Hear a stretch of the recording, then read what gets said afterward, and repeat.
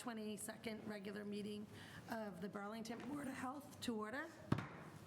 Please join me in the Pledge of Allegiance. Pledge allegiance to the flag of the United States of America and to the republic for which it stands, one nation, under God, indivisible, with liberty and justice for all. So I am Gail Demore, Madam Chair, and with me are Vice Chair Mary Beth Welch and board members Dr. Ed Weiner, Andrea Sheehan, and Dr. Marwa El Sabahabi. In addition to our professional staff are here alongside us, we have Susan Luminello, Director of Public Health, Michael Green, Associate Director of Public Health, Christine Mathis, Environmental Engineer, and Marlene Johnson, RS Health Agent. And Susan, is Julie Miss Buckingham online for us? Okay, and we have our recording secretary online. Thank you for all the work that you do here for us. Please note we are on live and will be taped by BCAT and are available for appropriate comments and questions throughout this technology. Thank you to BCAT for what and all that you do for this community, which is mainly keeping us all aware and so well informed. First on our agenda, we have approval of our June 24th minutes. Does anyone have any questions or comments or anything on that? So I need a motion. So moved. Second. All in favor? Aye. Okay, great. So that's awesome. Citizens' time. Is there anyone here or online who is not part of our agenda but would like to speak to the Board of Health? Okay, we do have one person here in person, so why don't you come on up, introduce yourself, please sign in. And is there anyone online, just so that we know who's... There is one person online. I don't know if she's here for the citizens' time. Okay. We'll let the person in person go first, I guess, and then check back in online. So could you tell us your name and what you're here for? My name is Joanne Frustacci, and I am a resident, Valley Circle resident, and a Precinct 3 town meeting member. And I am here because there have been so many Could you move the microphone a little closer to you? Sorry, it's hard to hear with the fan. Thanks for letting me know. Can you hear me now? A little bit better, yeah. Okay. That's great. Joanne Frustacci, Precinct 3 town meeting member and resident on Valley Circle. There have been so many disturbing news reports recently about a facility in Burlington, and particularly about the facility being unsanitary. And I thought, where do you go when there's an unsanitary facility? Come to the Board of Health. So here I am, and let's try to figure this out together, right? So in July 19th, WBUR had a news article about the conditions at the Burlington ICE facility. And Was that in the USA? Was that the USA? WBUR. Oh, okay. I have the actual article. I can enter it into the public record. So that's what I'm going to excerpt from. But this is Carrie Diaz-Martinez and her U.S. citizen husband. She was applying for permanent legal status in immigration court in Boston last month at a scheduled hearing before a judge. Carrie fled the Dominican Republic to escape physical and sexual abuse. The judge told her to come back for a hearing in a year. That was her, lawful obligation. ICE was waiting in the hallway, and they brought her to the New England Regional Headquarters in an office park near the Burlington Mall, which is within walking distance of many of our residential homes. This facility was not designed to hold people for more than a few hours, and with no criminal history whatsoever, she was detained there for 9 days and 9 nights. There's one shower, but no one used it. She remembers seeing women spread out on the floor in the holding cell. The room was freezing and smelled like human feces. There were no beds, just concrete benches. Some women slept on them while others lay on the floor. Immigration attorneys and elected officials called the conditions unsanitary and inhumane. Burlington's ICE facility is reported to be the worst conditions in New England. No kitchens, no dining room. Carrie had no change of clothes or shower for 9 days. No soap, no hand sanitizer. Occasionally, baby wipes were given to the women to clean themselves. When she got her period, an agent gave her 5 sanitary napkins. When they ran out, she was told that the facility had run out. That would last most women a day and a half, and menstruation's average length is 5 days. She used wadded up toilet paper inside the same underwear that she wore for 9 days. The food was microwaved oatmeal in the morning and microwave pasta for lunch and dinner. A detainee, an 18-year-old from Milford, in other news reports, reported eating crackers for lunch and dinner. So she lost 10 pounds in 9 days. He lost 7 pounds in 6 days. People are being starved and mistreated in unsanitary, inhumane conditions in the shadow of our high-end restaurant district.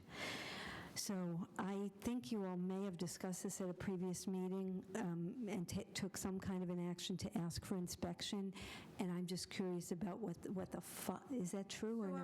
I'm feeling like I may there's a be little miscommunication with, I understand your concerns. Thank you for bringing them to our attention. I was asking and referencing a different article that I just recently read yesterday in the, I think it was USA Today paper. But the issue that we do have is the building is here in Burlington, but it's my understanding it's a different board that's overseeing the regulation of that particular site, as well as it's more federal.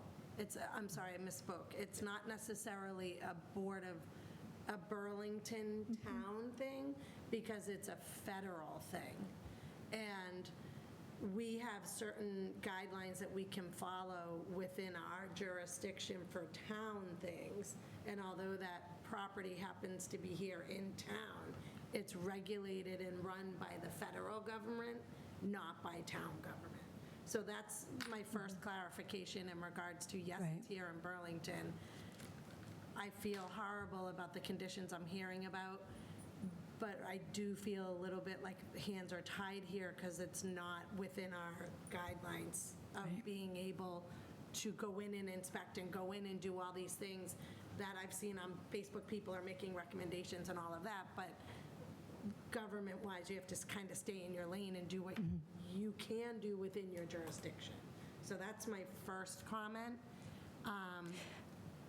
I may be wrong, but I thought that I read that both the Select Board and the Board of Health have requested inspection of the property owner, who is Robert Murray. I think he also owns the Cafe Escadrille and other properties in town. Maybe I'm wrong. I was not asked anything as the chair of the Board of Health. Did anyone reach out to you, Susan, or? No, so there's been no discussions at the board, with this board, at this board. It has not been an agenda item Okay. as of yet. Okay. My understanding is that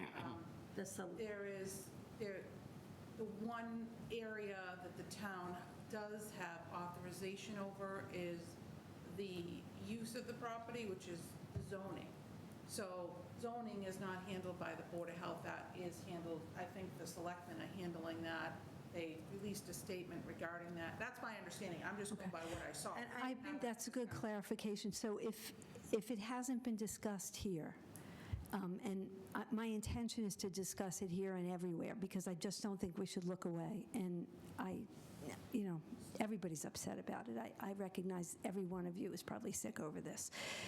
But if there hasn't been anything requested of you, I'm just curious, and again, I understand your ultimately hands may be tied, but has town council been consulted on behalf of the board to see if there is anything? So the Board of Health does not oversee any, or does not have authority over regulations regarding, first of all, federal buildings. Even at the state level, like if you're going to have like a jail or a holding cell or a prison at the state level, that's all inspected by Mass Department of Public Health. So we don't even have authority over those types of facilities at the state level. The only thing we have authority over regarding people's housing is the residential housing under the state housing code. That is really the only thing that the local Board of Health has authority over with regards to housing. When you But talk when about food- facilities, even like a nursing home or a hospital, those types of facilities, those are all also inspected by Mass Department of Public Health. They're the ones that have authority over those. Now, in this instance, because it's a federal building, the Mass Department of Public Health wouldn't have authority over that building either. But my understanding is that it's not even supposed to be a holding cell. Right. And I think that that's what's being discussed now, and that's what the issue is going on, is that they're using it as like a prison or holding cell type of facility, and it was never approved by the town to be that. That's my, That was going to be my next comment. yeah. The history is we were sold a bill of goods. I remember being here, and they said the only people who would be held there would be 3 or 4 hours, and they'd be out of there, and they'd go to another facility. And I remember the lawyer coming before us and telling us there would be beautiful planters in front of the building. They were barriers. They were vehicle barriers. It's horrible the way we're treating people there. Horrible. And shouldn't happen. And our hands are tied. But all I ask you is, Joanne, Ms. Fistacci, keep up the good fight. Thank you. And I am going to mention that on Wednesdays, the clergy, there are 3 Burlington clergy who are leading a bearing witness protest, which is peaceful and nonviolent, and it happens in front of the facility, and there have been, most recently, 300 people there. I would like to see the whole town of Burlington there, and you're all welcome. It's, we just can't look away. So thank you for your time. Thank you for bringing this up.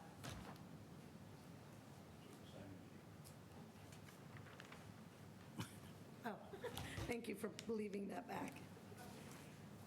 So I believe there may have been one person on Just to listen. line, just listening. Okay, great. Thank you for clarifying, and thanks for being here to listen. So there's no other citizens' time things. So I'm going to move on to the chairman's report. I just had a few comments regarding the fact that the end of July always stirs up bittersweet feelings for myself, maybe just because it's the teacher in me, because the end of summer is coming, and then we've got school lurking around the corner. But there's still fun summer sun time to enjoy, and it's a good time just to remind people that we do have an influx of heat and humidity still coming in end of the week. So please do your due diligence to stay hydrated. Be aware of the time that you're spending outside, and try to utilize our town's cooling centers that are provided if you need to take some breaks to get inside. And then also at dusk, try and get inside to avoid mosquitoes. They are appearing more and more, I think, with the humidity and the heat. With that said, we're moving on to subcommittee reports. The newly established Informational Board of Health Subcommittee, updates in public health, presented by Dr. Weiner and Dr. Shahabi. Thank you very much, and thank you for the board for allowing us to do this. At most meetings, either myself or Dr. Mara El-Sabahi will report or entertain some new updates, directions, some scientific and clinical research, and/or advice in public health. Together, we'll decide on the topics and we'll present them. In all cases, these discussions are only, and I emphasize are only, for you to just think about and provide opportunities to talk with your health providers. They may have different insight and opinions. So today's topic, which we will split the presentation, is don't wait, get medical assistance. Think about it. It's a beautiful day out. You may be working around the house, doing some gardening, washing your car, and you develop any of these symptoms, and possibly more. Chest pain, that may feel like pressure, tightness, pain, squeezing, or aching. Pain or discomfort that spreads to the shoulder, arm, back, neck, jaw, teeth, or sometimes even the upper belly. Cold sweat, fatigue, heartburn, or indigestion. Lightheadedness or sudden dizziness, very important. Nausea and shortness of breath. You may be having a heart attack. Don't wait.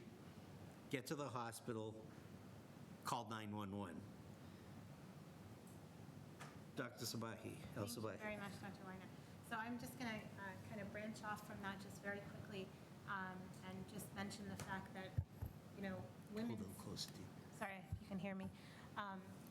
In women, this presentation may be very different, actually. And contrary to kind of, popular opinion, actually the leading cause of death in women is heart disease, not actually any type of cancer. And women who are over 65 are at particular risk, especially after menopause. The risk goes up for having a heart attack. And sometimes it can actually be what we call kind of an unrecognized heart attack. It's kind of like a silent killer because you don't have any of the typical symptoms. So, sometimes a heart attack in women can present, as Dr. Weiner explained, with very typical chest pressure, chest discomfort, chest pain. And sometimes there can be other associated symptoms. So things like vomiting, things like lightheadedness, dizziness, maybe a little heartburn or indigestion. Some people describe a sense of like impending doom or anxiety that comes about, or your heart racing, we call palpitations. Sometimes instead of the classic kind of chest discomfort or pain, there can be upper abdominal pain, kind of where the stomach is, or there can be jaw pain, tooth pain, actually upper arm pain. So it can be kind of a little bit different than what is classically thought of for a heart attack. And so, it's critical, don't waste time. If you think that anything is off at all, it's really imperative that you reach out to a trusted healthcare provider right away or call 911. And I always stress, don't drive yourself to the hospital. We've seen that. It doesn't really work out so well. The best thing is to have someone take you or to call 911. And don't waste time. Time is of the essence if we think that anyone's having a heart attack, and really a professional diagnosis is extremely important. So thank you very much. Great, thank you. Anyone have any questions or comments? No. Thank you for that. Moving on in our agenda here, we have permits.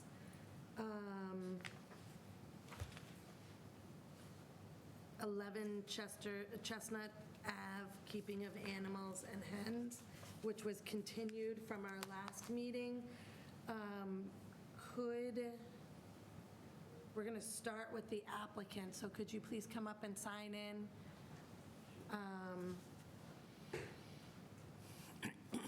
I think everyone saw the application in the board book notes. Marlene, do you want to do an introduction? You want me to do a quick intro? Yeah, Sure. Marie, just to kind of get this going. Sure. So an inspection was conducted by Samantha Hardy, the Associate Health Inspector for the Burlington Board of Health, on June 2nd. The following were found in compliance with the Burlington Board of Health minimum standards for keeping of animals regulation. The chicken coop design had the proper square footage per hen, proper ventilation, proper setbacks were met. Manure management plan does not cause a nuisance. Turf management plan, reseeding grass if needed, and feed storage plan does not attract pests. The action by the Board of Health, the Board of Health may vote yes to approve the keeping of animals permit for hens with the following conditions. Notify the Board of Health in advance before increasing the number of hens. Coop shall have adequate space for hens at a minimum 2 square feet per hen, not including the nesting box. Do not purchase or acquire roosters or cockerels. Renew the keeping of animals permit 30 days before the expiration date. Allow the Associate Health Inspector to schedule and conduct a compliance inspection. This permit is approved for the applicant noted above and is non-transferable, and violations of this permit may be subject to penalties as noted under Section 2.7 of the Burlington Board of Health minimum standards for the keeping of animals regulation. Or the board may vote no, not to approve the keeping of animals permit. Thank you. Could you introduce yourself, just to have it on record? My name is Chang Hongdu, and we moved to Burlington from Winchester last year. And I'm close to almost retirement, but not yet. And so we think we live in Massachusetts more than 15 years. So we like here, and my family here, and my kids, and grew up as a worker in Boston as a practice medical and other business. So we root here, and even I'm not here. I'm sorry, my English is not that good. So anyway, last June we bought this house. We think have good size, and we also want to entertain ourselves because my wife and me work as a software engineer. Even my biology background is genetic PhD, and so we do a lot of work with computer-based, data-based. So when my wife, I want to say, okay, do some work like garden or yard work, not stay in the computer or your sofa. So it's like you just mentioned, house things.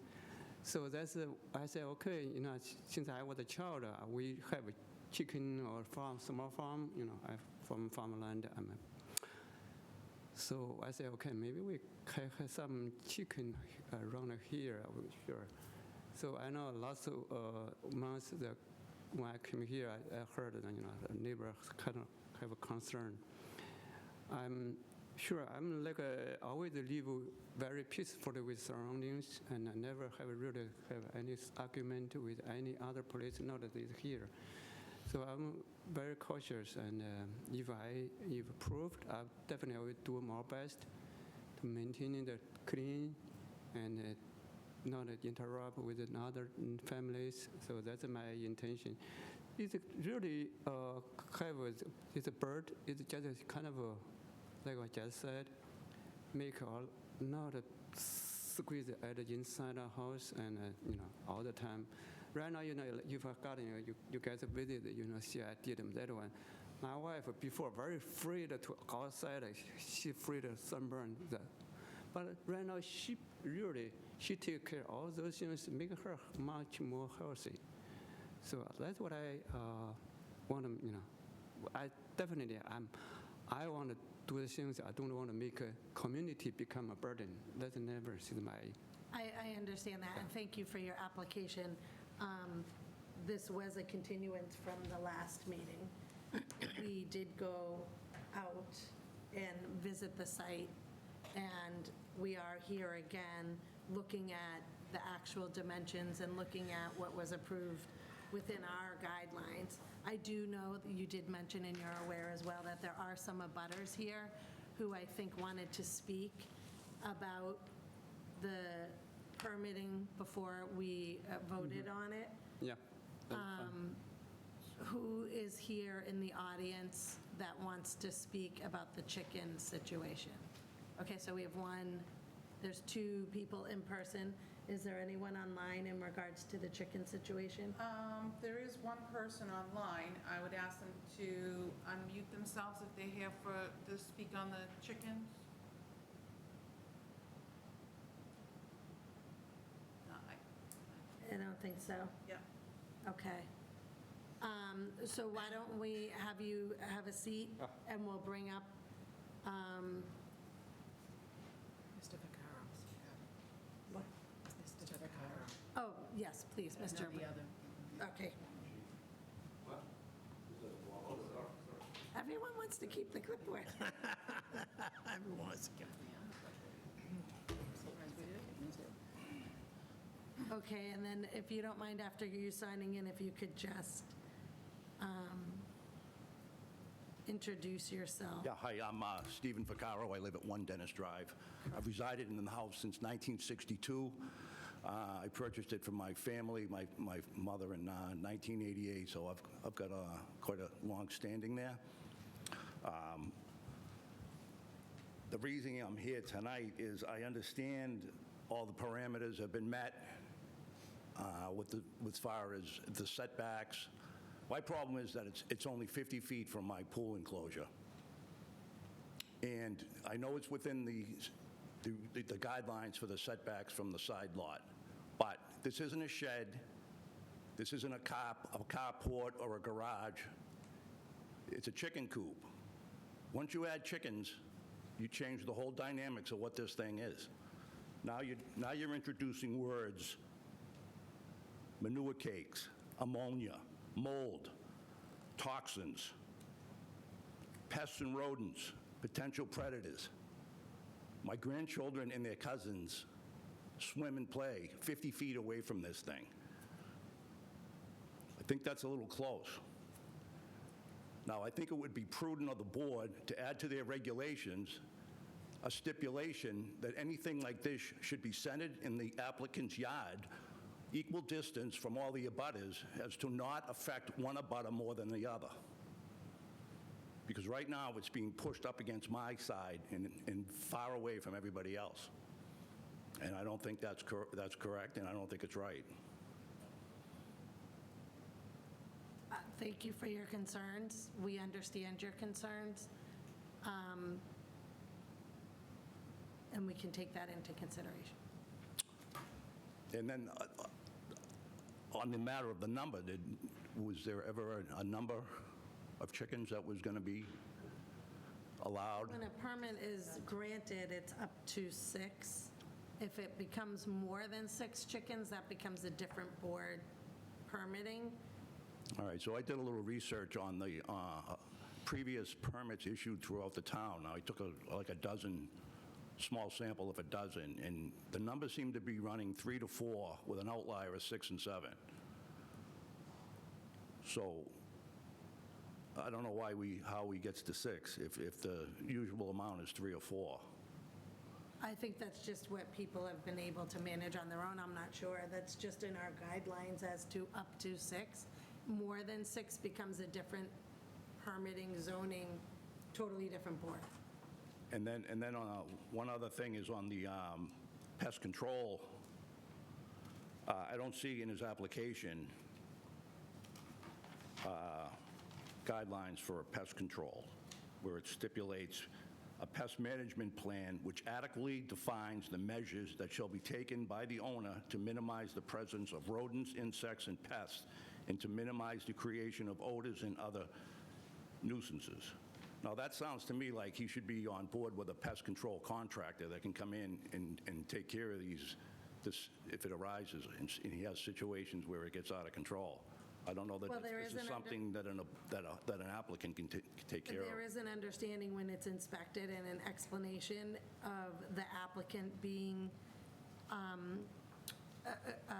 it's recommended to keep certain things in certain ways, such as food storage, because if it's not kept in the right way, it could Well, that's a separate one. have these things happen. However, if they're doing and following the guidelines, these things should not happen. Then why do we have guidelines?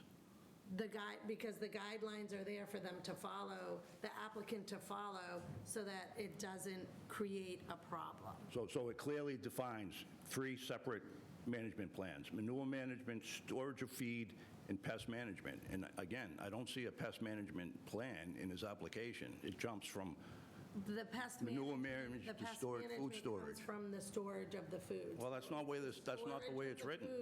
If the storage of the food is done properly, there should not be attraction to the pests. That's not the way, these are your regulations, that's not the way it's written. It clearly calls out a separate management plan for pests. It's stated in 2 instances: pest management.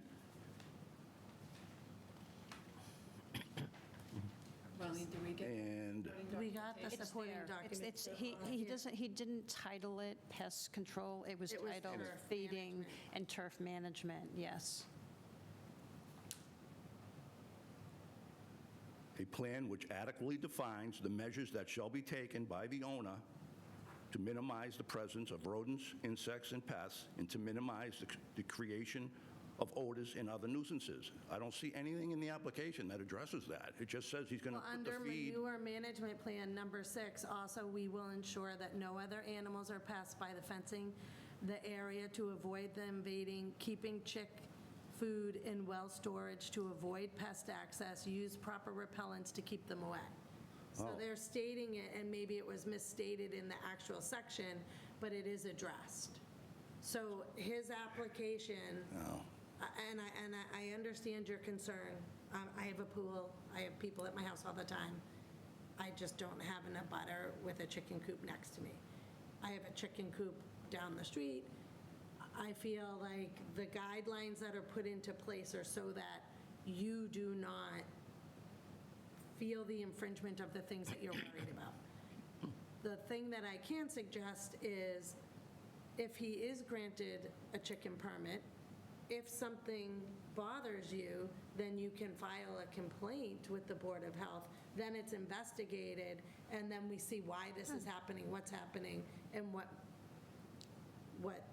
to do to remedy the situation that comes up. Because I do somewhat feel like you're trying to predict the future, that this is going to happen. And it I may just or want a may fair not. shake. It may or may not, and I understand. I just want a fair shake. had I think the thing should be centrally located in his yard, equal a distance from all the abutters. I don't think that's too much to ask. So can I ask you a question? When you were putting your pool in, were you told to put it in a central location on your property? Because the pool and the noise from your My guests. pool my pool doesn't contain words like manure cakes, ammonia, mold, and toxins, pest and rodent control. I'm just There's a whole asking, different dynamic so here why when you're is it- talking about animals. I'm like just this. asking, you're asking us as a board to tell someone where to put something on their property. Well, you have the right to do it. It's right in your, That's not really you true. can do that. He's within our guidelines. We do have He's the right to following the have- guidelines. We can modify We do and have make the right to recommendations. suggest and make a recommendation. That he moves the We do. chicken coop. We haven't got that yet. We haven't gotten that reviewed every far, correct here. but- We do have that. You have the authority to have it moved to a central location. Why should one abutter be more impacted by it than another abutter?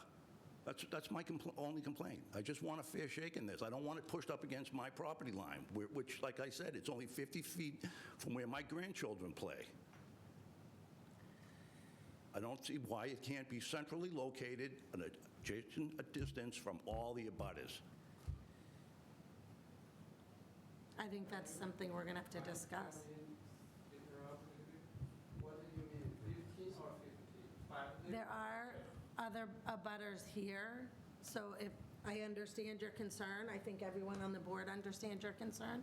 We can take it under consideration.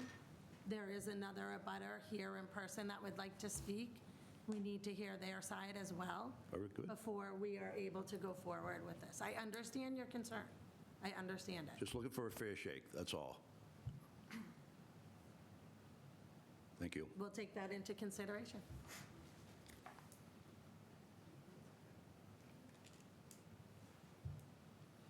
So the next abutter, would you like to come up? We'd like to hear what you have to say. And if you don't mind signing in on the clipboard, your name and why you're here, and then you can tell us how you feel about this.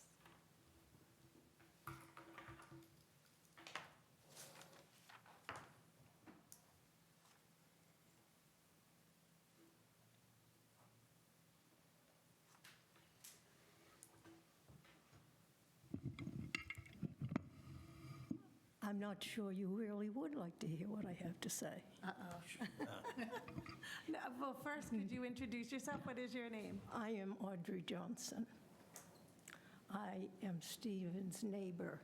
Okay. Stephen is just behind me on Dennis Drive. Okay, so your backyard's above. I am adjacent to his property also. Okay. I'm on Chestnut Avenue, 15 Chestnut Ave, next door.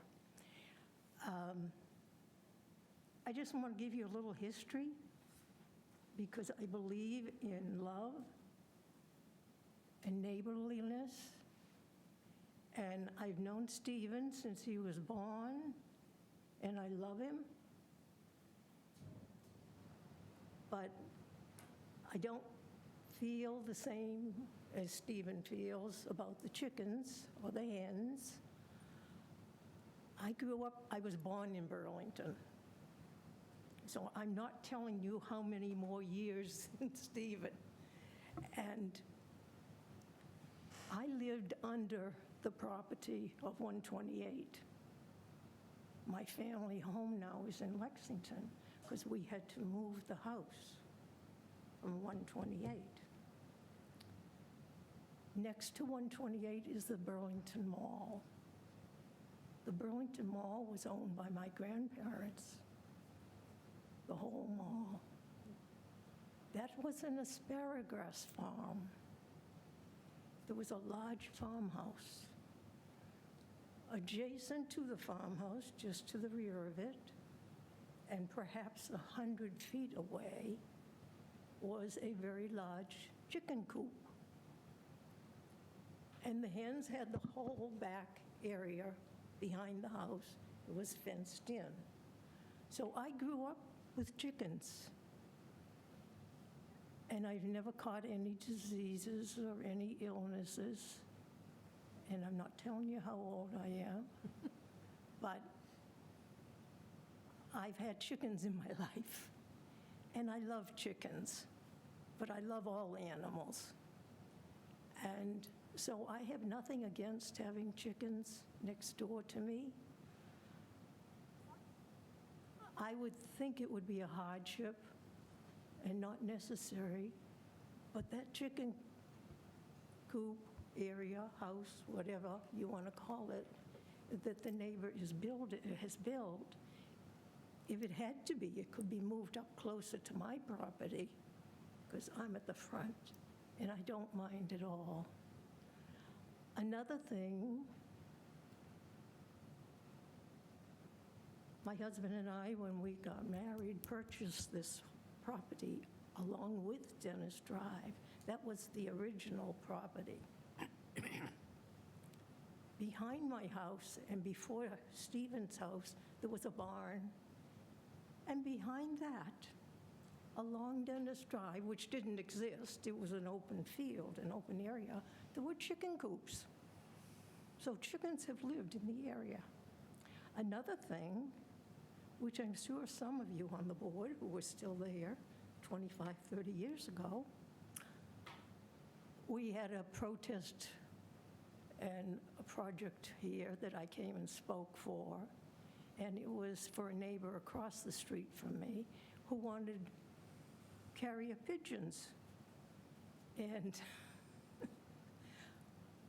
they had a lot of protest, but the pigeons survived. They came in, they lived, they survived. The family has grown up and moved on, and the pigeons were no problem to anybody in the neighborhood, and nobody got any diseases from them either. So I'm just giving you a little insight on my history in the town, and I got nothing against Stephen saying anything about how he feels, but that's the way I feel. And I think, first of all, we got to start with loving ourselves. And heavens knows we need to love our neighbors, because this world needs more love. Well, that's a nice statement for ending on. Thank you for being here. It sounds like you support the applicant. I understand that you're building community and trying to support everyone, and everyone's opinion matters, so thank you for being here. Yeah, I had looked down and saw him building things, and I thought he was building a lovely garden out there, all fenced in nice. Then he built a building, and I said, he's got a little summer home there, too. And then I got my notice. Right. And I found out what he was And then it doing. makes sense. But, you know, I had nothing against it. Thank you for being here. You're welcome. Is there anyone online that wants to speak to the chickens? I think they said no. Yeah. Okay. So we've heard from the two abutters. We have an applicant. We are going to move to a vote unless anyone has any questions. Or are there any questions regarding, okay, let's start with the Or questions. discussion. Yeah, okay. I appreciate everybody coming tonight. I appreciate Mr. Dew. Thank you for allowing us to do that walkthrough of your property, your lovely property. And actually, the abutter's lovely property. I appreciate that opportunity for that site view. I agree with Ms. Johnson in, coming together with your neighbors. Mr. Dew, I'm not sure if it's an option.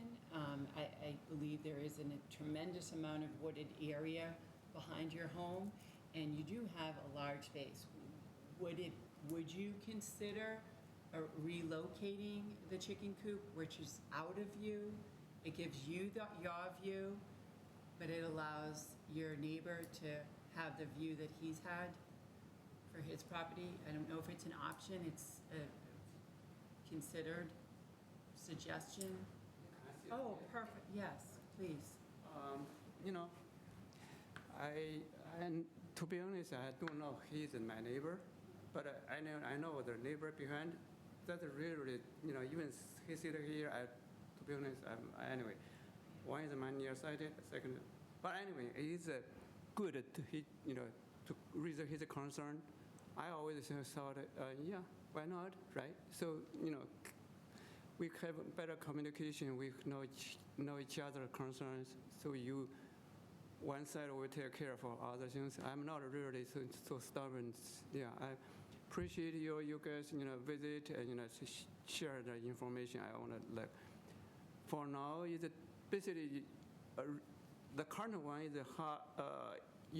there's a build tied to that one, and sure, move is possible, but currently is a little bit challenging, right?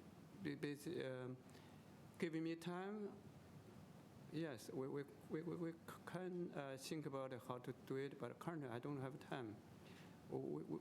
If you give me time, and in the meantime can prove, and we can think about how to do that. By the way, I would think, since I live here, as I read in the email, because former owner, their house, they dump a lot of stuff behind there. Everyone dump it into my corner, that yard, become privacy. Is it a good thing or a bad thing? I don't know. People talk about the environment. That my wife spent, when you visit, my wife say a lot. Say she spent a lot of time cleaning up that one because the former owner, they chop the trees, trunks, leaves, everything there, lot. So anyway, anyway, what I consider, sometimes I lost the word. It's okay. It's possible, it's option, and relocate. But what I mean is the current coop cannot relocate.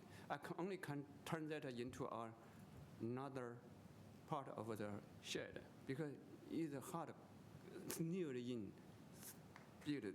Basically, you just that structure cannot be used as a coop. That's put it that way.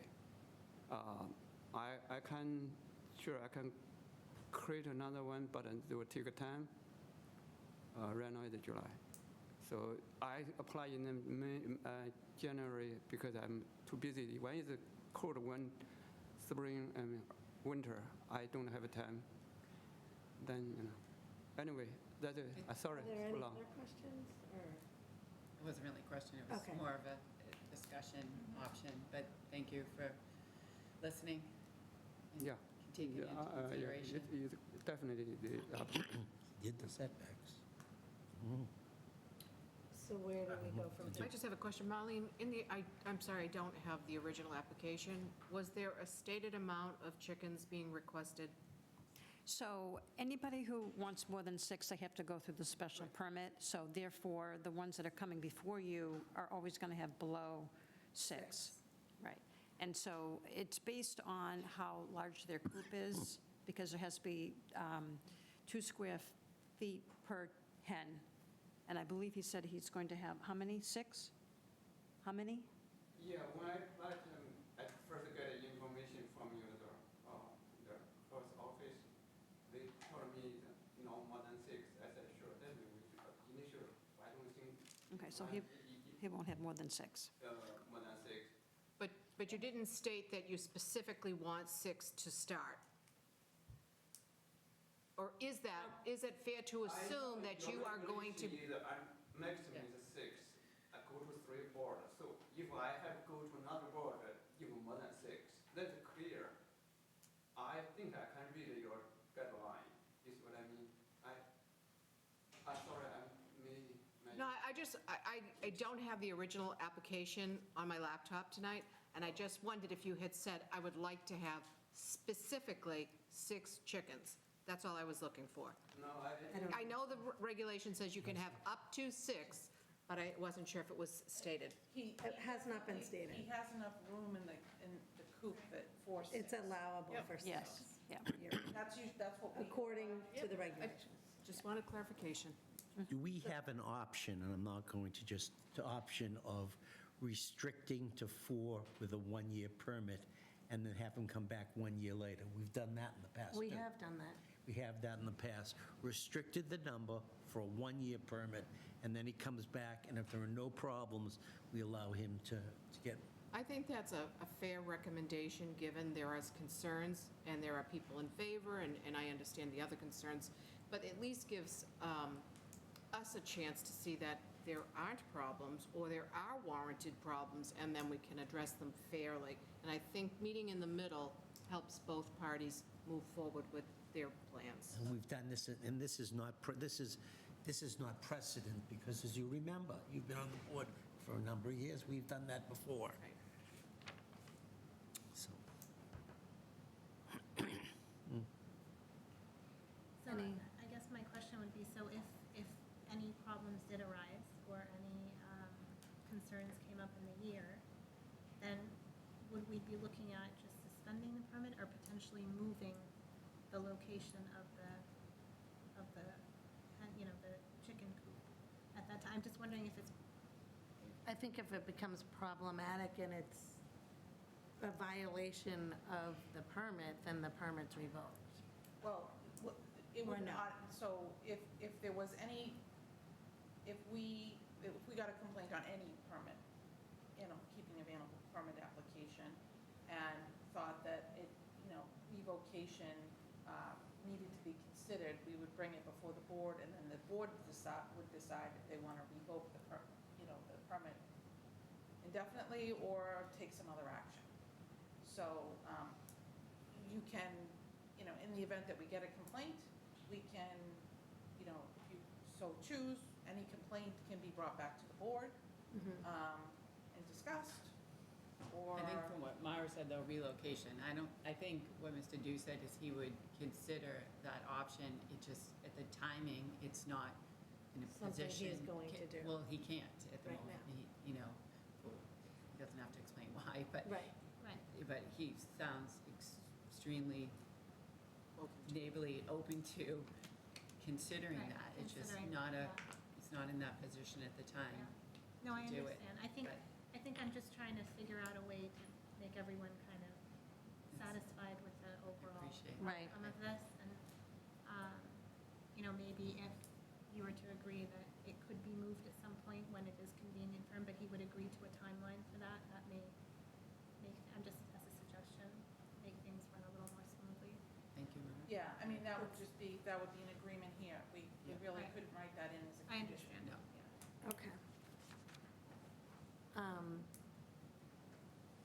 But we could, if you wanted to limit it to 4 chickens with review, in a year or upon permit renewal, which is in July, right, Marlene? When would? So it would be the you bring next, them June, for a it'll be in year, June. right. And then he could come back in June when it's time to renew, if he wants more chickens in June. If he wants more than Right. whatever it is, I- the number you're limiting him to. However, if there's an abutter that has an issue and sees problems throughout the course of the year, they're within their right to come back and Correct. say that there's a problem and I'd like it reviewed prior to June. Is that correct? Yes. But, so it's gonna depend too on, what, the problem is. If he says he's out of his pool and he hears chickens, I don't know what for our staff to kind of respond to that, I don't know what our response would be. So that's why I'm Right. saying, do you want him to come back here and tell the board he hears chickens when he's out of his pool? But I that's- don't know how, people complain about lots of things, Right. that's why I'm saying- unfortunately, we're here to I know, mitigate. I know. I think that's why I'm just thinking, I don't see huge problems arising within the risk guidelines where, Right. where we would say, oh, there are pests or whatever, because, that's not typical, right? If But it- yeah. But I think the issue may be that a neighbor's upset, and it's just an ongoing issue. And so how can we kind of mediate to make it fair? If there was pests, if the complaint was about pests, we would That's different, investigate right. that Well, immediately. that's and just different. Wouldn't wait for Board of Health. But I'm just Right. talking about a general Right. unhappiness with Yeah. something that's been Right. allowed, Did you want to comment, sir? Yeah, well, just one other thing was on the plot plan. I mean, his application states that the coop is 170 feet from my house, and it is not. It's only 140 feet. Now, if he wants to put it at 170, that's another 30 feet away from my yard. I mean, that's almost the length of my pool, so, I mean, that's quite a distance. To be honest, that's, I use the, He corrected that, though, I thought. When we were there, we measured. that's mistake. I immediately talk to them. So I make They need to speak to you, not to them. Did he Okay. resubmit a corrected He application? did resubmit something that's in your board, but really, that's not really that, if you, that's your issue. I don't think I have not much discussion for this anymore. The reason, I know that I use the cook GIS map, the start, end, shift the start point, make a running call. That's okay, plus that one 47 square feet, She should be that speaking plus to you. your side. I should, Yeah. because I didn't step in your part, I don't know the really how far away. So I Use the just said, it's more than 140. Use the gavel. Oh, sir? It's not just a couple feet. Okay, so besides having a conversation between the two of you, we should be directing it to the board and then bringing it back between the board and the person. I understand, and this is a tough situation for everyone because it's becoming a neighborhood dispute or a neighbor dispute. The matter at hand is, can we vote on the permitting of chickens for the applicant?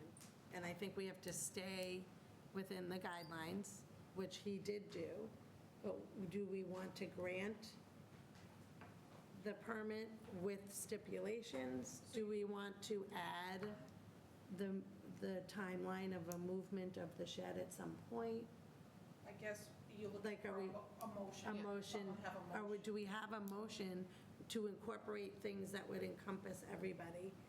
I would like to see a motion to limit the amount of chickens to initially move forward.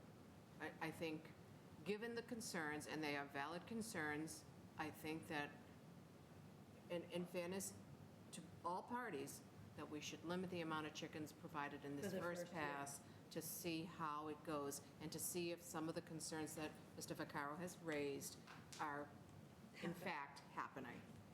To how many? I'd like to see 3. That would be my motion. So it's a one-year, Madam Chair, can I just, One this would be year. a one-year permit, and he could come back in 1 year and add, An increase. He could request After the one. additional if there were no, that would be within his right, as well as any abutter could come back and say, I have noticed concerns, or I have not, whatever. So yes, I think that's that's meeting everybody somewhat in the middle. That is half. That is half. Is there any comment from you in regards to the placement of the coop itself? I feel as though you have a neighbor who's saying, I could potentially consider it, but there's extreme cost associated with that.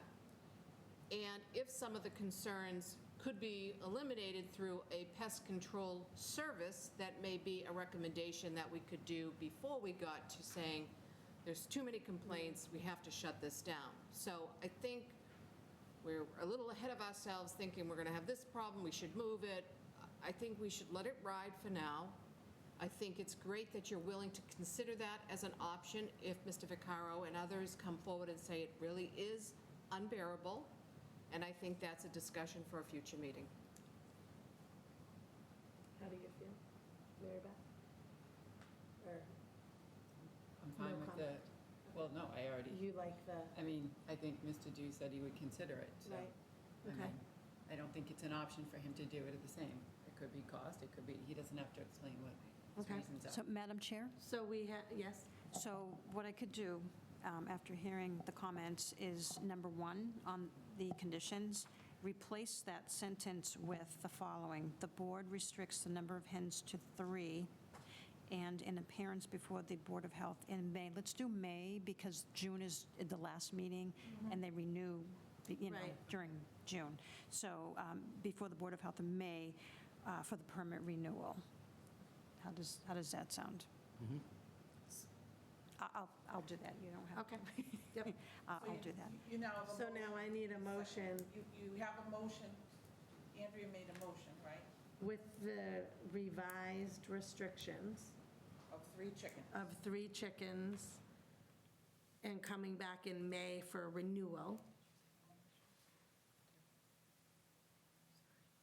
Do I have a second Second. for the permit with the restrictions? All in favor? Aye. Aye. Aye. So we've granted the permit for 3 chickens, coming back in May for renewal. And if there's a problem, you can come to us at any time. Whether the neighbor have any option to do their part? No, I know sometimes it seems it's two sides. Do they, I know this limit, sorry, I interrupt. Can they build some fence on their side, I put my fence on my side, so, because I'm a little bit concerned is, since maybe this concern, is other so many other things can fly or can go there, so right? So if that one, sometimes it's hard, no, you can control. I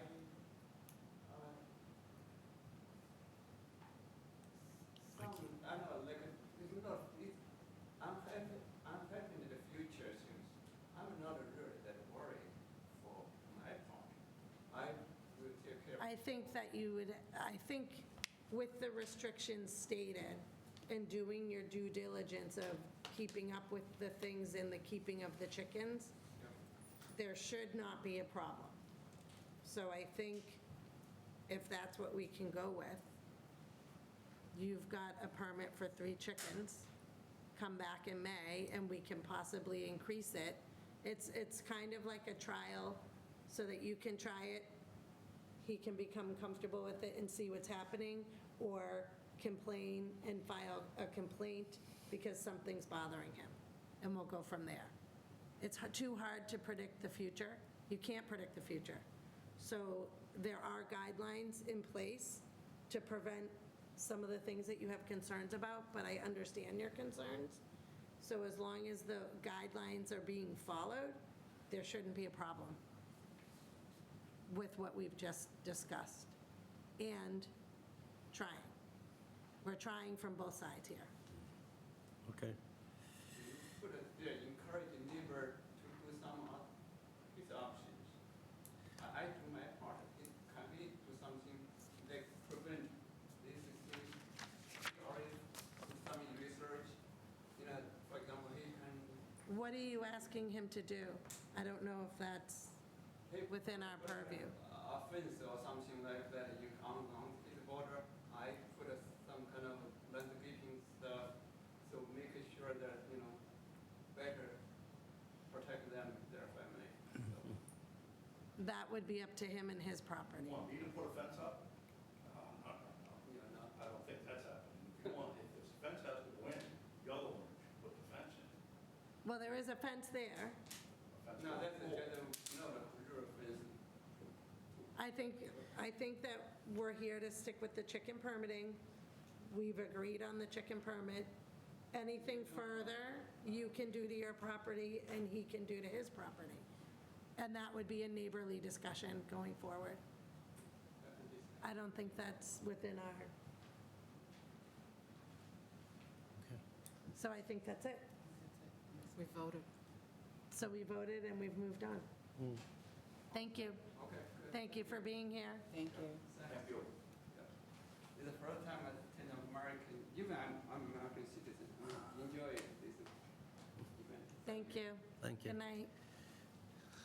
Pokemon. So we're going to move on to variances. We've got one variance, Pokeworks at 70 Burlington Mall Road, external grease inceptor.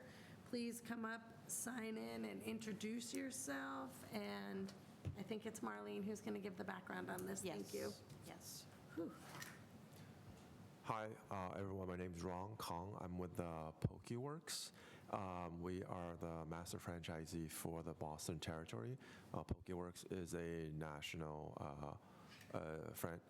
company, and we currently operate Pokeworks at Arsenal Yards in Watertown, and 2 additional Pokeworks in Connecticut, in Wilton, Connecticut, and Westport, Connecticut. I've been with the company as a franchisee since 2017. And Mr. Kong is before you tonight to request a variance from Section 2.3, Part A, requiring the installation of an external grease interceptor. His application is attached, as well as his menu. The board may vote yes to approve the variance from Section 2.3, Part A, and allow the new food service establishment to operate without installing an external grease interceptor, with the following condition. The food service establishment operator and the property owner both understand that the Board of Health may revoke, modify, or suspend this variance if, in their opinion, the level of protection is not equivalent to that provided with the strict application of the Board of Health Regulations 2.0 grease interceptor requirements for food establishments. The food service establishment shall be notified in writing and given an opportunity to be heard at a regularly scheduled meeting of the Board of Health. Reasons for revocation, modification, or suspension of a variance include, but are not limited to, a determination that the food service establishment is discharging grease in quantities sufficient to cause sanitary sewer line blockages or increased maintenance of sewer lines, or the board may vote no and not approve the variance.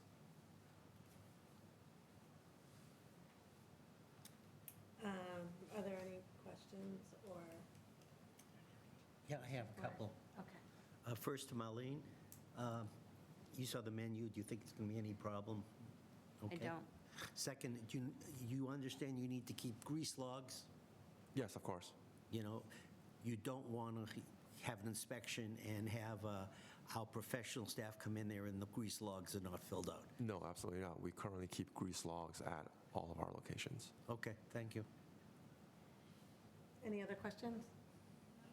I'm just curious on the menu, what Yes.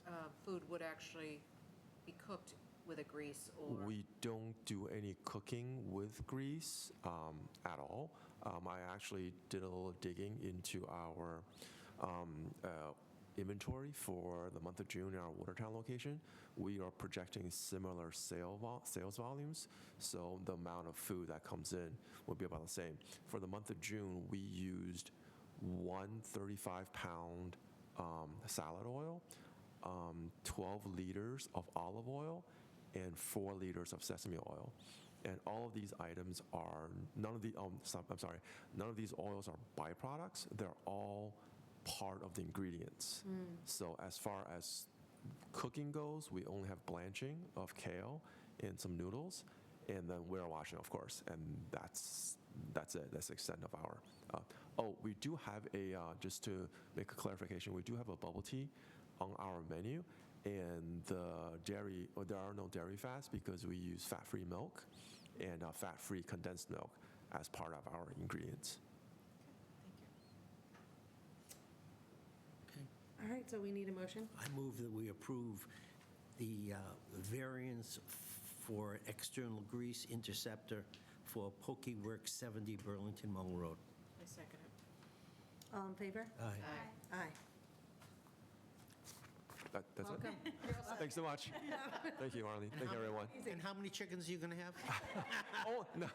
Wow. Depending on the customer, sometimes we do have a lot, but they're all cooked. You don't want to come here with chicken. Okay, Thank you, You're everyone. welcome. Have a good night. Bye-bye.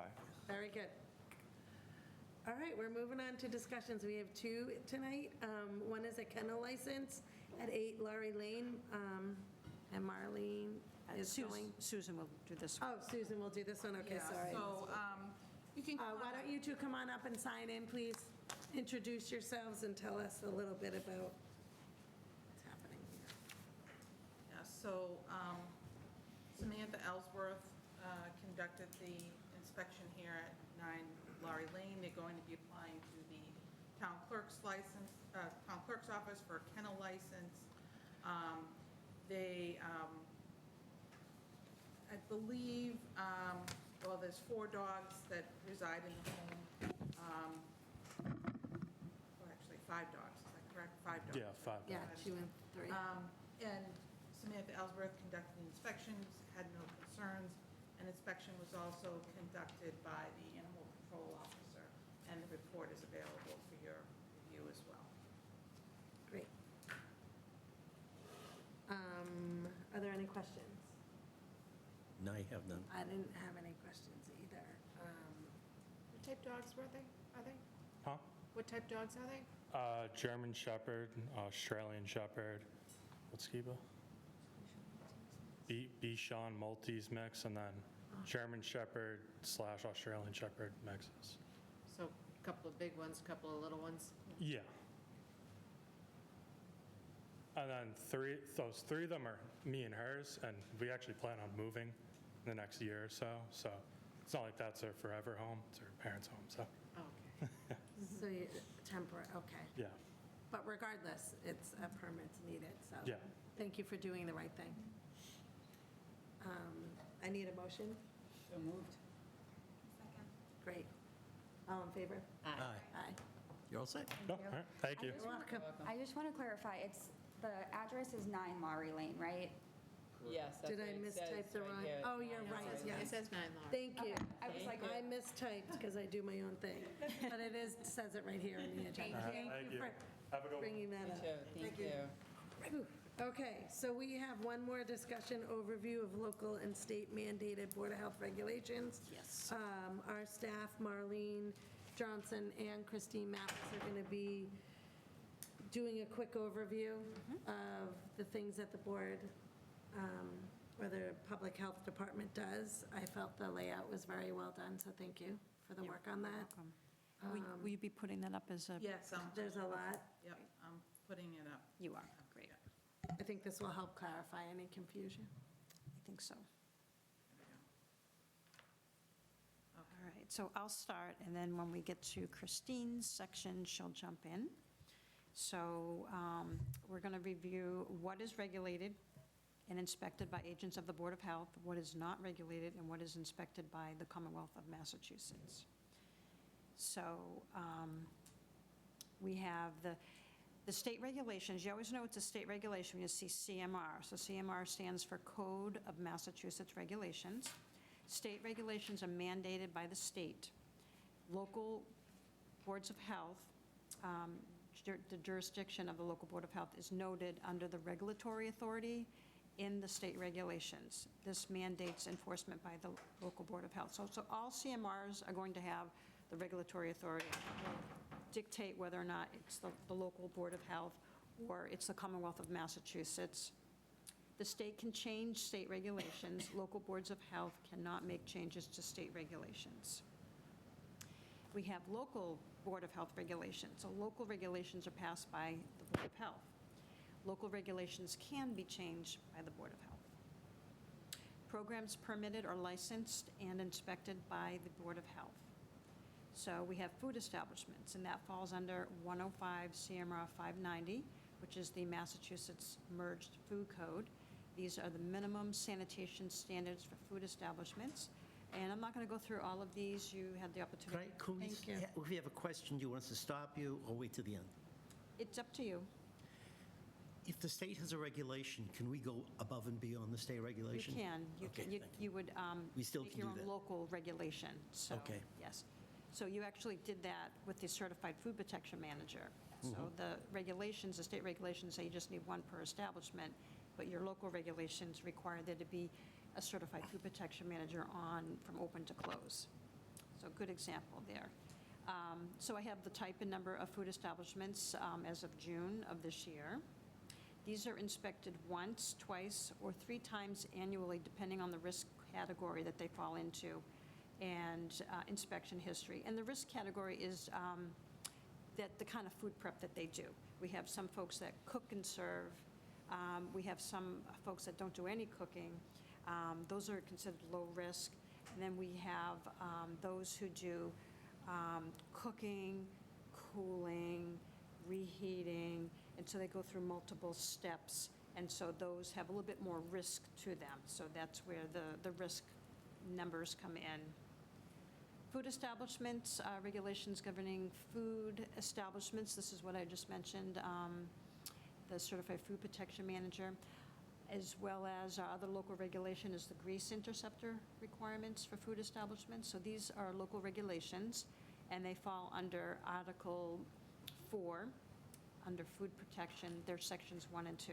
So this is just a note that compliance is required during all food inspections, and if we don't find compliance, we issue a $50 fine. If we don't find that there's a certified food protection manager on during an inspection, or they don't have the grease log present, or they haven't been cleaning the grease trap regularly, that's a fine. Then we have mobile food establishments. This one also falls under the same regulations as the food establishments, 105 CMR 590, the Massachusetts Merged Food Code, which is the minimum sanitation standards for food establishments. And I have the type and number below. And just so the board knows, the number changes annually as some permit holders do not renew their permit, and new food trucks apply for permits during the permit year. So it fluctuates. They are inspected annually. Then we have commercial swimming pools, which falls under 105 CMR 435, minimum standards for swimming pools. We have the type and number of commercial pools listed here. And inspections, so we have outdoor pools. They receive a pre-operation inspection at the beginning of the year, and then once they pass, we give them their permit. Then all the pools, including indoor pools, are inspected at least once. Residential pools are not regulated and inspected by the Board of Health. Then we have commercial tanning facilities. This falls under 105 CMR 123, minimum standards for tanning facilities. And there's the number of facilities there, just 2. And they're inspected twice per year. And just a note that the spray tan booths are exempt.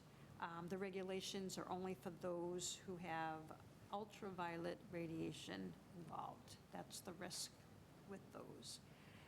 Then we have recreational camps for children. That's 105 CMR 430, minimum standards for recreational camps for children.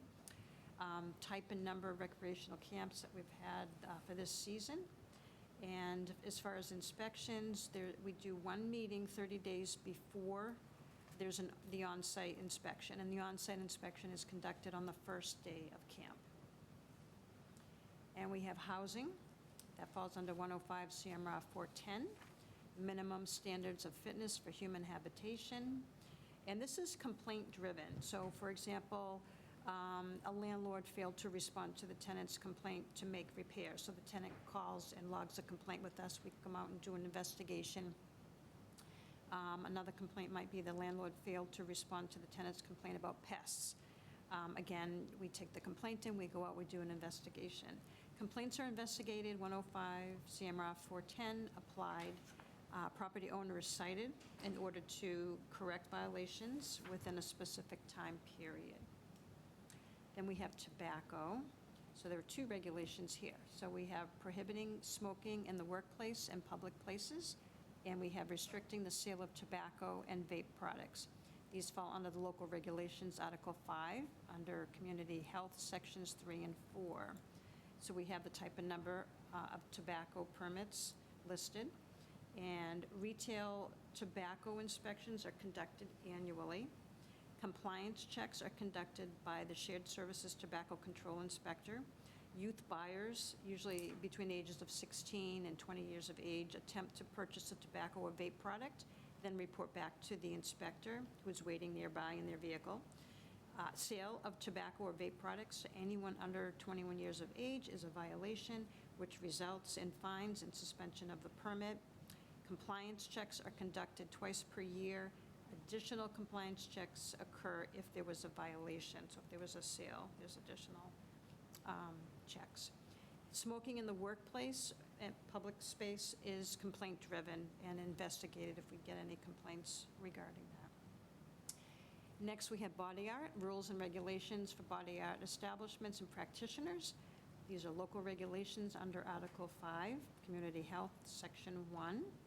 And we only have one, that they just do piercing of the ear, and they are inspected annually. We have keeping of animals, minimum standards for keeping of animals, local regulation, Article 5, under Community Health, Section 2. Type and number of keeping of animals, so we only have hens. We don't have any other keeping of animals in Burlington that we have permits for. And we, as of June, we have 30 properties. We can say 31 tonight. They're inspected annually, and please note that the animal control officer also conducts annual inspections. They're looking out for the welfare of the animal, and we are looking at our regulations for compliance. Arlene, can I ask you a question? Sure. I'm sorry, I don't mean to interrupt, but It's okay. we could. So, in the keeping of the animals, we just talked about the kennel for dogs, and I recall another situation that somebody asked for, something to do with dogs in excess in their home. Is that not listed under keeping of the animals? That's not a regulation. That's actually a bylaw that falls through the clerk's office. So the clerk, they issue dog licenses. Yep. So there is I believe it's a bylaw about kennels. There's a bylaw, which the bylaw is overseen by town meeting, that says that the town clerk's office can issue kennel permits, but they need a recommendation from the Board of Health and the Animal Control Officer. So what you did was not issue the actual permit, Got but it. gave the recommendation. And the keeping of animals regulations does not include pets. So if it's a pet, it's for Got it. like animals that you're gonna use, like if you use their eggs or for farm pet animals, not Got it. pets. Thank you. Good question, Andrea. Programs not regulated by the Board of Health. So programs regulated and licensed by the Commonwealth of Massachusetts. So we don't regulate these, Massachusetts does. So whatever department that falls under, whether it's DEP or Department of Public Health. So all state-operated facilities, so MBTA sites, DCR pools, we have no jurisdiction. Food manufacturers, wholesalers, that's a state license. Food vending machines, that would be any machines that have temperature control for safety foods in them that require temperature control. And massage therapy, the facility and the practitioners, that's the state. Nail, hair salons, cosmetology, the facility and practitioner licensing. Medical, hospitals, nursing homes, dental, including doctors and practitioners. We only get involved if they offer food and they have a food permit. Anything above that, that would be the Commonwealth of Massachusetts. Prisons and jail cells, if they're state-run, they are regulated by the state. And then childcare centers, again, if they have food, we issue a food permit, but anything above and beyond food would be the Commonwealth of Massachusetts.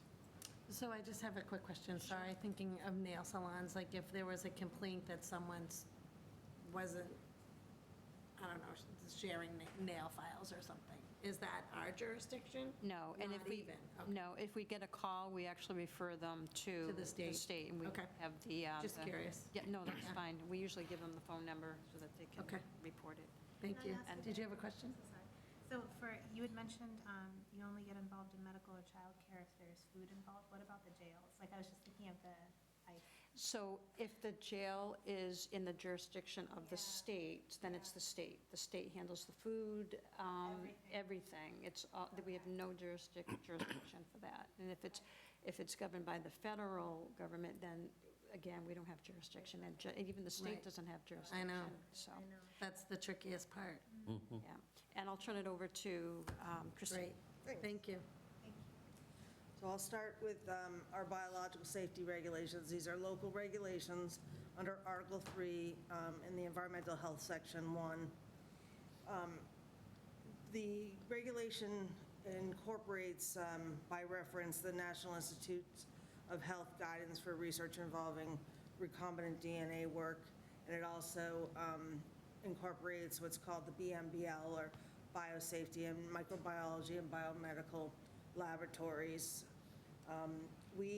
The regulation addresses just a subset of biotech facilities, and it specifically regulates biological agents that are one of three groups. One is recombinant or synthetic nucleic acid molecules, as defined by NIH. The second is risk group 3 agents, as defined by either NIH or BMBL. And the third category is select agents, as defined by either DHS or USDA. Right now, we have 10 biological safety permits in town as of June. Important to keep in mind that not all biotech companies require a biological safety permit. If they don't have one of those three categories I just explained, they don't require a permit from us for their biological work. They probably, or they might require one for a hazardous materials permit. Currently, you can see a list here of who holds a biological safety permit from us. And just to note that risk group 4 agents like Ebola or any agent requiring a biosafety level 4 containment are prohibited by our local regulations. So a company with a biological safety permit has to form an institutional biosafety committee, or an IBC. The IBC has to include a representative from the Board of Health, which in most cases is myself, and I think Mike's on one or two. And they also have to include a community representative. We have volunteers from the BVRC that sign up for that, and currently, I think we have 9 community reps, individual community reps working for the 10 companies. One person has 2 companies currently. They have to file their meeting minutes, the IBC meeting minutes with us in an annual report, and the IBC has to meet annually. So as you've seen, because you've reviewed a bunch of biological safety permits over the past few years, those are pretty extensive permit applications. It has to give a summary of all protocols that they're seeking to have approved by this board, which includes a detailed description of that protocol, biological agents used, inserted gene sequences, the principal investigator and other key personnel that are involved with that protocol. They have to submit a strain verification protocol that basically says, we know what we're getting is not, we know we're getting what we're expecting to get when we purchase this or that. And they have to include a biosafety manual, emergency response plan, and floor plans. And I'd like to note that all biosafety companies will have a hazardous materials storage permit as well. You just can't run a biosafety company and carry out disinfection without triggering the need for a hazardous materials permit. So that moves us into the next section, which is the storage and disposal of hazardous materials, which is also a local regulation. Disposal permits are required for the demolition of a commercial or residential building. So anytime you're going to knock down a building, you have to get a permit for us. And they're also required for renovations of commercial buildings.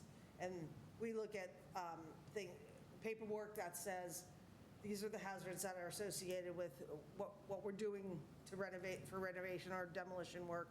And in the cases of demolitions, we also do inspections prior to that building coming down. So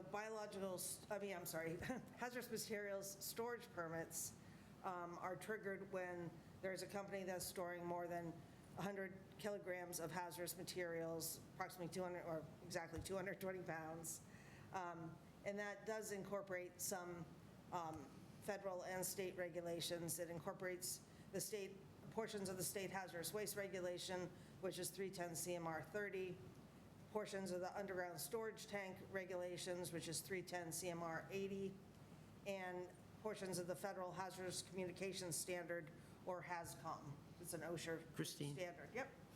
I know it's always been 100 kilograms, 220, but what if they're liquids?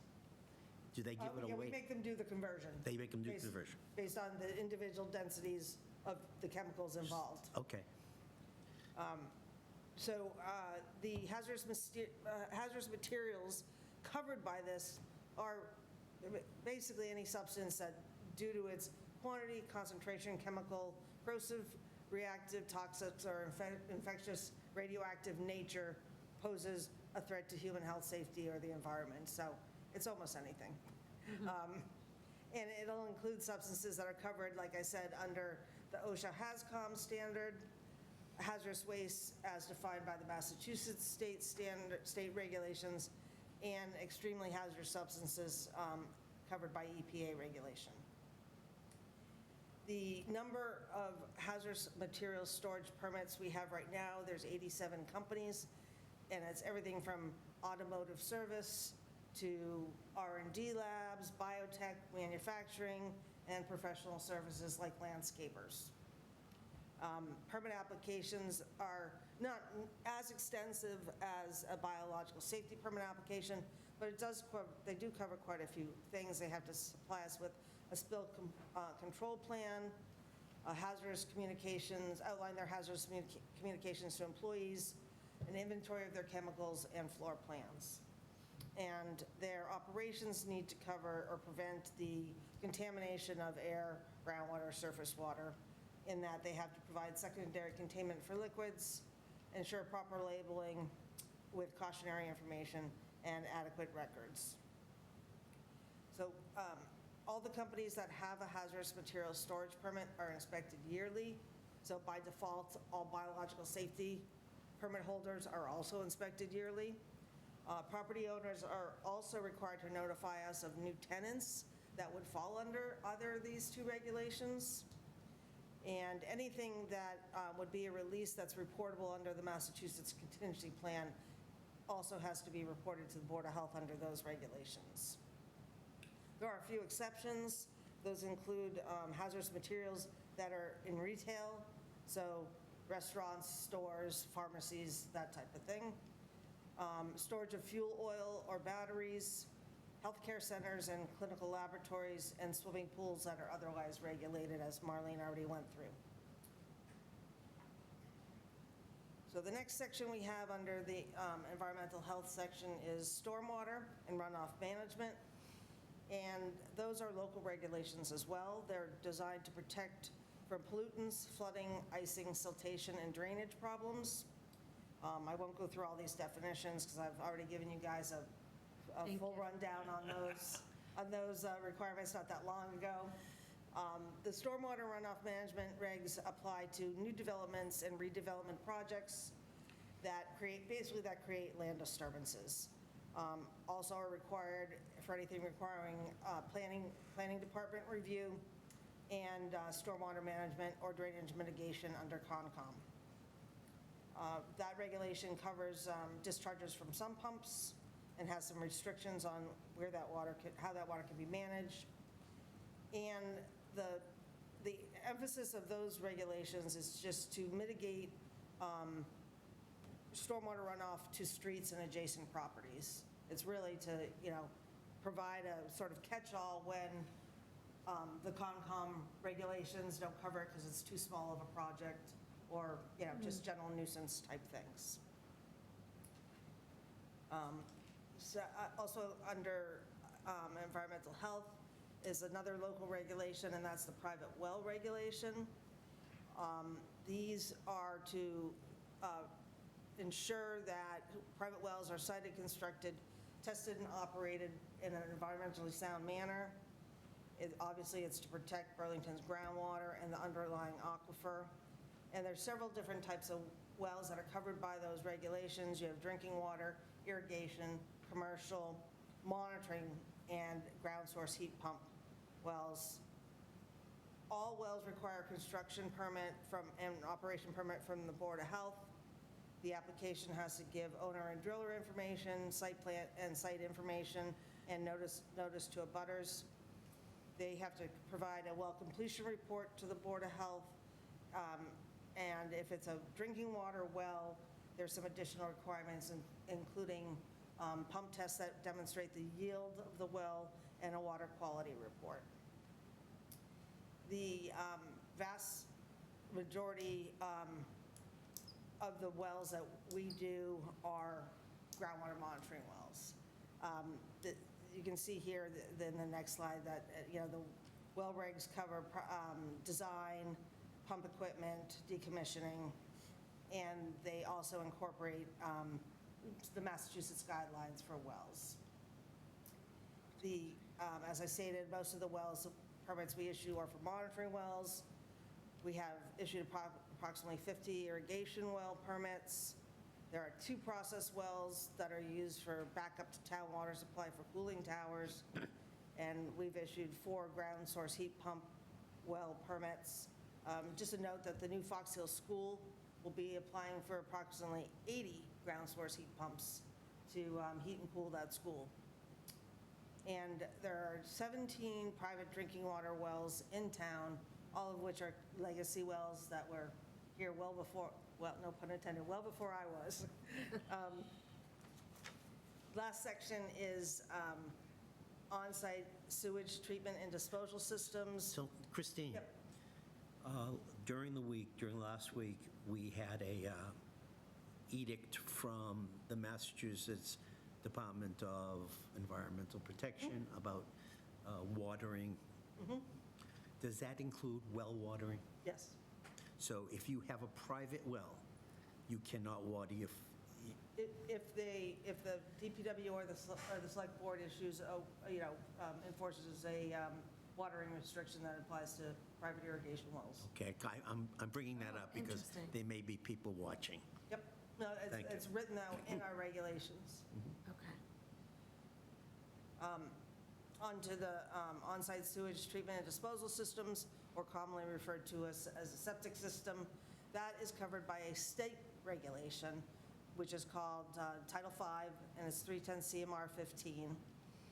The Title V requires proper siting, construction, and operation of wastewater disposal systems.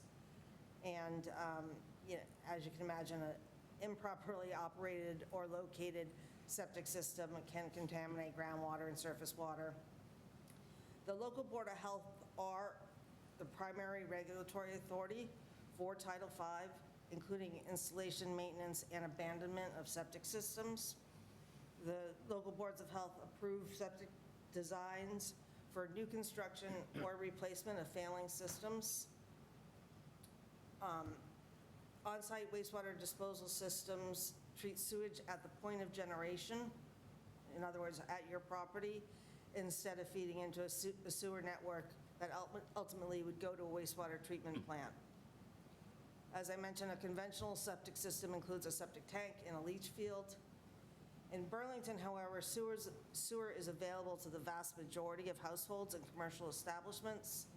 There's approximately 10,000 households in Burlington, and only 64 have on-site septic systems, less than 1% of all households. There are also no commercial properties serviced by septic systems in town, and all of the remaining sewage in town is collected in the town sewer system, which connects to the MWRA sewer system and is then treated at Deer Island wastewater treatment plant.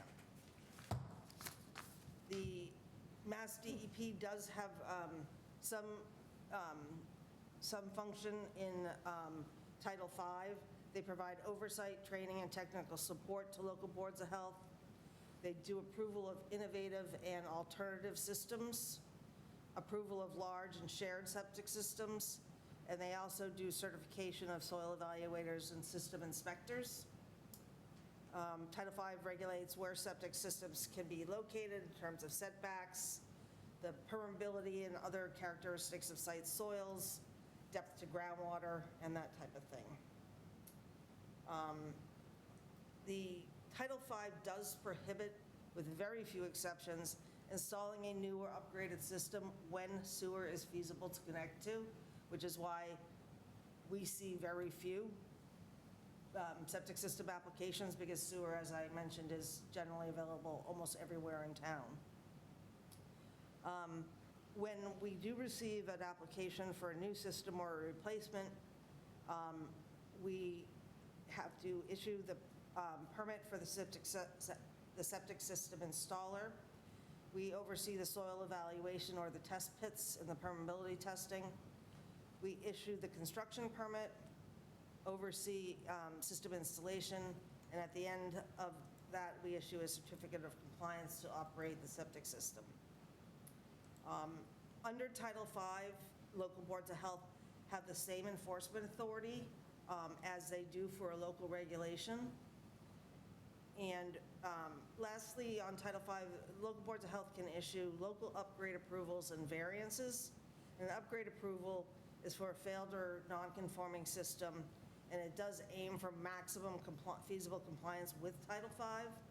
A variance is to request a specific deviation to a Title V requirement. And lastly, on septic systems, we do require septic abandonment applications and approvals, and that's when somebody's taking a septic system out of service and connecting to town sewer. So an old system, they're tearing down the house and building a new house. If sewer is available, they have to connect. So that's what we see mostly. And an abandonment does have to be witnessed by a Board of Health. We also permit septic haulers, and that's anybody who wants to pump septic tanks or other septic from porta potties or something like that and haul them through the streets of Burlington. There are some non-local regulations that local boards of health get involved in.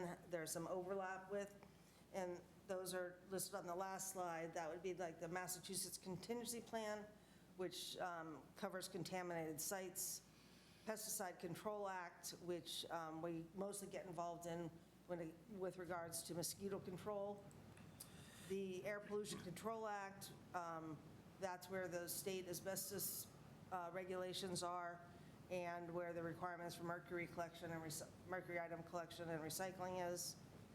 As I mentioned previously, hazardous waste regulations are incorporated in a portion in our local regulation. And then the management of medical or biological waste we cover under the local permitting and also our sharps collections. That's it. And the sharps are through, I'm sorry, but that's through police and fire, correct? There's a Or just- kiosk at the fire department, Kiosk. Which is managed by the Board of Health. which is Oh, located, okay. they're open 24/7, so. I was confused on that. Good, no, good clarification. Outstanding, thank you. Thank you, that was great. Welcome. A lot, but thank you. Sure. Any questions, comments? Okay, so we're ready to move on to staff reports. I'm going to start with Health Agent Marlene Johnson, which will include the Associate Health Inspector Samantha Hardy Ellsworth.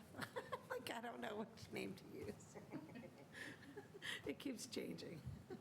Do you have any questions on my report or Samantha's report? Are there any questions from anybody? Madam Chair, I have one, just comment. Wonderful. Congratulations on your acceptance in photography. I loved it. contest I was submission. surprised at that because it's a national, Congratulations. organization. I thought, they'll probably pick somebody else. When you think it won't happen. But I loved your caption. The caption was very fitting. And Good, yeah. Yeah, it was, the theme was the challenges of public health. And so there was different categories, food and environmental and different areas, so, Perfect. Exciting. thank you. It is. Yes, I was That's funny. quite surprised. And don't worry, I made them correct it on site. Very good. Okay, any questions or comments? Motion to approve. Great. Second. All in favor? Aye, excellent. Moving on to environmental engineer Christine Mathis. Quick overview. Just this week's arborvirus report, Burlington remains at the lowest risk levels for both EEE and West Nile virus. Thank you. Any questions? Madam Chair, do we have a fall, I'm getting calls already, fall household hazardous waste? September 13th. Thank you. Oh, It's on our website. 9/23. Okay, good. And that will be at Fox Hill again this year? Okay, good. Any questions? I need a motion. So moved. Please. Second. Second by Mary Beth. All in favor? Aye. Moving right along. We got Associate Director Health, Michael Green. Quick overview. Yeah, hello, Madam Chair. I'd like to just bring to your attention a couple events coming up. Great. We have radio training for BBRC members tomorrow evening from 6 to 7. I think we got 16 people signed up for that one. That should be a good one. We also have Car Fit next Tuesday. That's kind of our initial foray into getting that program up and running. We're also using a lot of volunteers for that event as well. And then we have Celebrate Burlington, which we will have a BVRC recruitment table, and we will be providing first aid for that as well, and that's on Saturday the 2nd.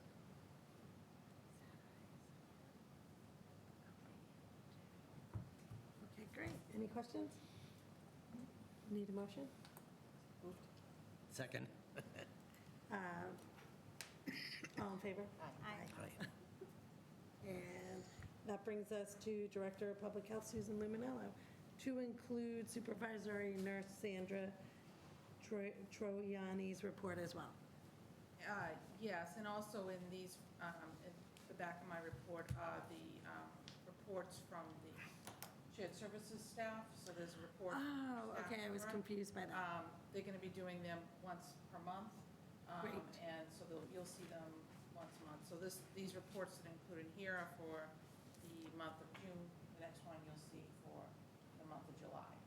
Perfect, thank you. I forgot about that. I saw it, but I didn't make the connection. Yep. We completed our interviews for the part-time administrative assistant and offered the position to someone. His name's Daniel Mojica. I'm not sure if I'm pronouncing that right. So he's scheduled to start in August, so that's good.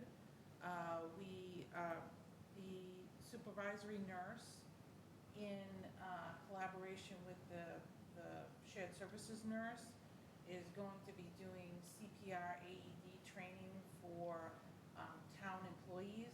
So we have several slots for that. So if any of the board members would like to, just email Sarah or me or boh@burlington.org, and we can let you know the available time slots that are open for that and try to get you in on those. Are they going to be in August? Yes, they're in August. Great. Do you know if any of them are outside of the Workday. like typical workday? Unfortunately, we have the ones, we can go till 7 o'clock on our Okay. Wednesday, but Sandra's hours are within the typical workday, so we unfortunately not able to go outside of those But- unless we but did a special one. Did you say one was on the On the extended day Wednesday, on a Wednesday? I'll have to check Okay. the All right. times Just and the, interesting. Could you share that information with the board? yes, I'll Thank ask Sarah to share it. Great. And then, this is something that we want to continue right now, we sent it out to all town employees and it hasn't gotten filled up. So I also wanted to offer it to, boards and town meeting members as well. So I got to just figure out how to get that message out, through the town clerk's office maybe, so we can get it out to all the boards yeah. and all the Good idea. town meeting members in case any of them were interested in attending as well. So, Right. and we can do more. With both of them teaching, they can have up to 8 people in the class. And so we're limited to 8 people per class. Per session? Yeah, Okay. it takes about 3 to 4 hours for Right. the whole training, so. But would that be 16 people with the 2 nurses or no? No, 8. for each. Oh, okay. And we're also limited by, well, we're limited by instructors, but also by meetings. Okay, yeah. The shared services nurse is also doing a fall assessment program. So she's using the CDC STEADY assessment, and so she's making appointments for that. So if any members of the public would like to come into the office, make an appointment with Rebecca, to go through the STEADY Falls Assessment program. It's to kind of figure out your risk of falling, as well as she'll provide you with tools and resources to kind of hopefully prevent falls. So that's another program that Rebecca is working on. And so as part of our work plan for the shared services, you'll see these monthly reports, but we're also going to be starting having shared services people come to the Board of Health meetings. So we have, throughout the years, they chose a meeting that they're going to come to and do a presentation to the board on the types of things that they're working on, so that you'll see them as well over the course of a year. Is there any questions? I do, Susan. Yeah. So on the Triton Advisory Board, Rebecca Marion, BSN? Per report? Yeah. So under meetings and events, there's two things. One, it says there was like a site visit to Melrose Wakefield, Baby Cafe, supporting nursing mothers.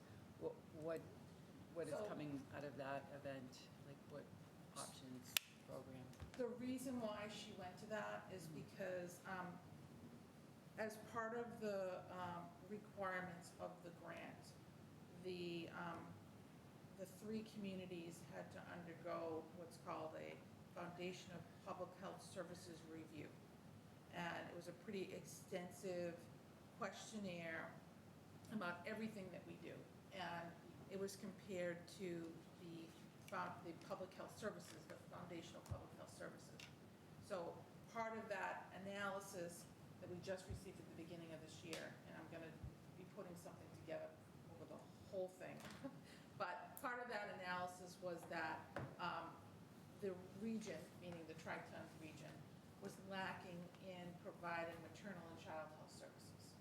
So part of Rebecca's requirements for this grant year is to look for partners, resources to help improve maternal and child health. So she had made a connection with somebody at that Baby Cafe, and what they do is provide assistance to nursing mothers. They have a good program, so that's why, is that something that's going to be offered through the Burlington Met? Yeah, I don't know, she's actually meeting with them in a few weeks. I don't know if that's something that she'd be able to, like, run, but it's definitely something that maybe we can, partner with them on something. Connect that members of the she's gonna community work to on that program? Okay, Yeah, all so right. that's one of the things that she's working on, is those types of things, because that's the area where we're supposed to concentrate Okay. with the grant. And the other one was the opioid task force meeting SMART in Lexington? Yeah. What opportunity? So that was something that the Lexington Health Director asked if our shared services people could be involved in.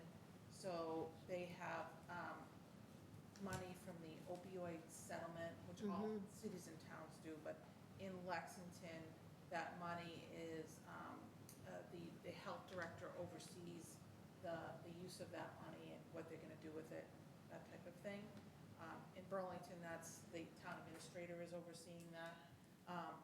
But in Lexington, the health director is responsible. So she asked them to come to these regular meetings that town officials are having to kind of help out with that. So that's what that is.